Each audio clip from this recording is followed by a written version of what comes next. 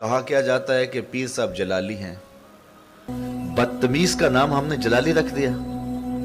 تو یہ عجیب کہانی ہے۔ تصوف تو اخلاق عالیہ کا نام ہے، اور یہ جو نذرانے کا تصور ہے ہمارے ہاں طریقت میں، اس کا یہ قطعاً مفہوم نہیں ہے جو اس وقت موجودہ پیرانے کرام کہہ لیں یا کرائم کہہ لیں انہوں نے رکھا ہوا ہے۔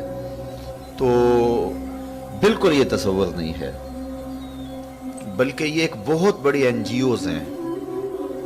ہر مرید نے اپنا دکھڑا پیر کے سامنے رکھنا ہوتا ہے، اپنا راز اس کے سامنے بتانا ہوتا ہے، اور وہ ہر ایک کے حالات سے آگاہ ہوتا ہے۔ تو نذرانے کا تصور یہ ہے کہ امیروں سے لے اور غریبوں کی مدد کرے۔ غریبوں سے بھی نذرانے لے لیے جاتے ہیں۔ وہ پتہ نہیں کراچی میں کوے ہوتے ہیں کہ نہیں ہوتے، ہمارے تو وہ کوے ہوتے ہیں، تو وہ بچہ روٹی کھا رہا ہوتا ہے تو اس کے ہاتھ سے بھی چھین کے لے جاتے ہیں۔ تو موجودہ دور میں تو پیروں کا بھی یہ حال ہے، غریبوں سے بھی نذرانے لے رہے ہوتے ہیں، اور وہ بیچارے اپنے خون پسینے کی کمائی سے ان کو پال رہے ہوتے ہیں، اور ان کی زندگی آسودہ ہے۔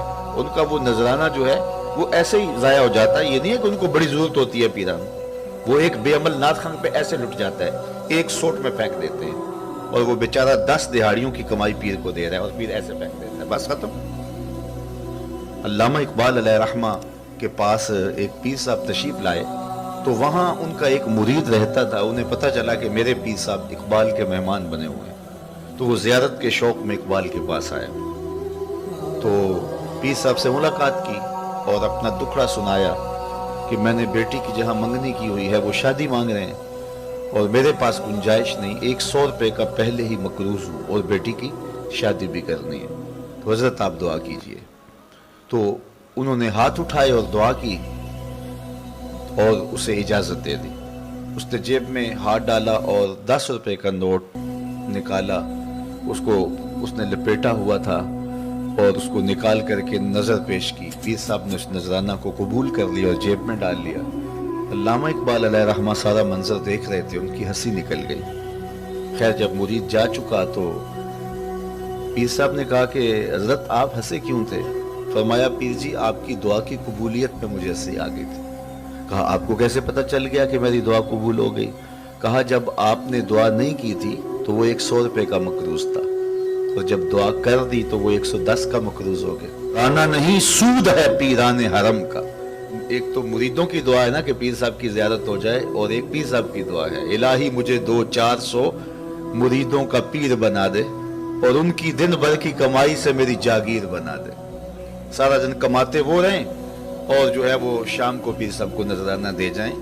لیکن جو غریبوں سے بھی نذرانے بٹور رہا ہے اور ان کی غربت کا بھی خیال نہیں رکھ رہا، مرگ پہ جاتا ہے تو وہاں سے بھی نذرانہ لیتا ہے، تو پھر اس کو کس نے حق دیا ہے کہ اس کو پیر کہا جائے؟ یہ اس طرح کا ایک طبقہ موجود ہے، یہ ملنگوں کا، یہ چرسیوں کا، اور یہ بھنگیوں وغیرہ کا، یا جس طرح کے لوگ ہمارے سامنے آتے ہیں، بہت سارے عامل جگہ جگہ بیٹھے ہوئے ہیں۔ تو میں ان کو 2 نمبر نہیں کہتا، بالکل 2 نمبر نہیں ہے، یہ تو 420 نمبر ہیں۔ اور ایسے لوگوں کے ہاتھوں وہ لٹتے ہیں جو جہالا ہیں اور جو شعور سے عاری لوگ ہیں۔ ان لوگوں کے پاس جانے والے وہ اپنے سطحی مفاد کے لیے انتہائی اجڑ اور انتہائی جاہل لوگ ہوتے ہیں۔ میں نہیں سمجھتا کہ ان کو 2 نمبر کہا جائے، یہ 420 نمبر ہیں، اور ان کے پاس جانے والے بھی اسی طرح کے لوگ ہیں، لیکن وہ سر سے لے کر پاؤں تک کاروباری ہیں، اور وہ اپنے اس نام کو، اپنے بزرگوں کے نام کو کیش کرواتے ہیں، اور وہ خانقاہی نظام کو ایک کاروبار کی صورت کے اندر رکھے ہوئے ہیں، اور ان کا مقصد حصول زر ہے۔ ایسے لوگوں کے پاس جا کے بیٹھنے سے جو بھی باشعور آدمی ہوگا وہ چند دنوں میں سمجھ جائے گا کہ یہ شخص صوفی ہے یا جو ہے تصوف کے نام پر جو ہے وہ کاروبار کرنے والا ہے۔ یہ 2 نمبر لوگ ہیں، یہاں سے وہ جو ہے وہ لوگ جو ہیں وہ دھوکہ کھا جاتے ہیں۔ ایسے لوگ بھی جو ہے وہ اسلام کے لیے نقصان دہ ہوتے ہیں، ان کو جو ہے 420 نمبر کہوں گا، اور دوسرا طبقہ بالخصوص 2 نمبروں کا ہے، اور یہ جو طبقہ ہے جن کا فہم دین اور فہم تصوف ناقص ہے، اور وہ اس تصوف کی تعلیم سے لوگوں کے اندر جو ہے وہ حرارت جو اندر کی ہے وہ چھین لیتے ہیں۔ اب اس میں جب علماء نے بہت زیادہ پکڑ کی تو جب علماء جاتے تو وہ ہنس کے کہتے او جی یہ لوگوں نے بنایا ہوا ہے، میں نے کب کہا ہے؟ اور جب لوگ جاتے تو وہ ہنس کے کہتے یار میں تو بڑا کمزور آدمی ہوں، بس چھوڑو اس بات کو، تو وہاں اس طرح ٹال کر کے جو ہے وہ گول مول بات کرتے تھے اور اس سے ان کا کاروبار چمکتا رہتا۔ تو اس طرح جو ہے وہ بہت ساری ایسے واقعات جو ہے وہ لوگوں نے خود مشہور کر کے اور اس کے بل بوتے کے اوپر جو ہے وہ اپنے کاروبار رکھے ہوئے ہیں اور کرامات معروف کر دی جاتی ہیں، جبکہ ان کا کوئی وجود ہی نہیں ہوتا۔ تو اس کے خلاف ہمیں عملی طور پہ اٹھنا ہوگا اور تصوف کی، ولایت کی جو حقیقی صورت ہے وہ لوگوں کے سامنے رکھنی ہوگی، اور جب وہ صورت ہم لوگوں کے سامنے رکھیں گے اس سے تھوڑے لوگ تیار ہوں لیکن با مقصد لوگ تیار ہوں گے، اور حقیقی چہرہ جو تصوف کا وہ لوگوں کے سامنے آئے گا۔ باقی اللہ تعالیٰ جل شانہ اپنے دین کا خود محافظ ہے۔